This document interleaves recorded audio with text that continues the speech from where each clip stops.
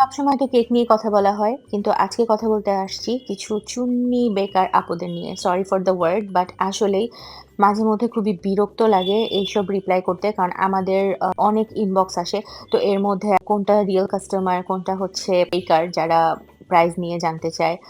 এটা আসলে find out করা অনেক মানে আমাদের জন্য অনেক ডিফিকাল্ট হয়ে পড়ে। দেখা যায় যে একটা রিয়াল কাস্টমার নক করছে, উনার সাথে কোয়েরিজ করছি, উনি অর্ডার কনফার্ম করছে। এর মধ্যে আরেকজন বেকার বা চুন্নি যিনি হচ্ছে জানতে চাচ্ছে যে আসলে আমি এই জিনিসটার প্রাইস কত রাখছি, এই কেকটার প্রাইস কত রাখছি, পাউন্ড কত রাখছি। অনেক বেশি কথা বলে। বলার পরে তারপর দেখা যায় যে সে চলে যায় বা অর্ডারটা কনফার্ম করে না। অর্ডার তো কনফার্ম করে না দূরের কথা মাঝে, মাঝে এমনও হয় যে ব্লক করে দেয়। তো এই জিনিসটা আমাদের কাছে খুবই বিরক্তিকর। কারণ আমরা কাউকে সময় দিচ্ছি, সময়ের একটা মূল্য আছে। আমাদেরও বিজনেস জগতের বাহিরে লাইফ আছে।